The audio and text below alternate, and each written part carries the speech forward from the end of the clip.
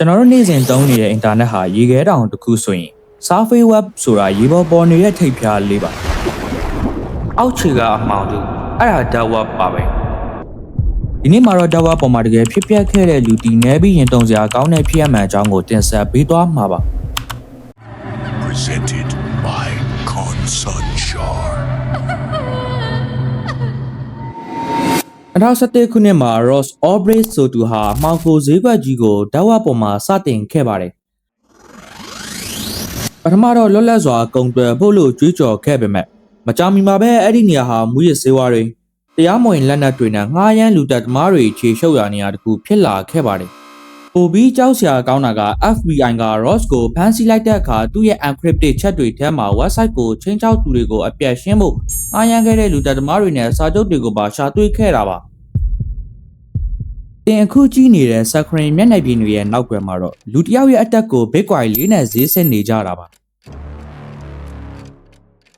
ဒါဝါကြောင့်ပြောရင် Internet Urban Legend လိုမျိုးပြောလေးရှိတဲ့ rap wrong ဆိုတာကိုကြားဘူးကြပါလိမ့်မယ်။ဓာတ်ရိုက်လိုက်လွင်ပြီးလူတွေကိုနှိပ်စက်တက်ဖြတ်ပြရဲဆိုတာကောလာဟာလာလို့တင်ထင်မိပါလိမ့်မယ်။ဒါပေမဲ့ဒါဟာကောလာဟာလာတတ်မဟုတ်ခဲ့ပါဘူး။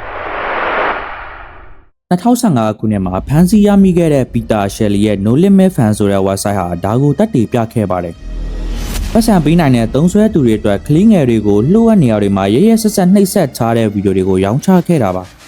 ။ဒါဝတ်တို့ဝင်ရောက်ဘူးသူများစွာရဲ့အတွေ့အကြုံအရတင်ဟာလိုလိုနေရင်စောက်ကြည့်ခံနေရတာကိုခံစားရပါလိမ့်မယ်။တာမန် website တစ်ခုကိုဝင်ကြည့်ုံနဲ့တင်းရဲ့တီနေရ IP address နဲ့တင်းအိမ်ရဲ့ဓာတ်ပုံတွေကိုပါတုတ်ပြန်စာပြေပြန်ပို့ခဲ့ရတဲ့ဖြစ်စဉ်တွေလည်းအများကြီးရှိခဲ့ပါတယ်။ဒါဝတ်ဟာစူးစမ်းလေ့လာခြင်းုံနဲ့ရှောက်သွားလို့ကောင်းတဲ့နေရာတော့မဟုတ်ပါဘူး။တစ်ချက်မှားတာနဲ့တင်းရဲ့ကိုကြီးချက်လက်တွေလုံခြုံရေးတွေဆုံးရှုံးသွားနိုင်ပါတယ်။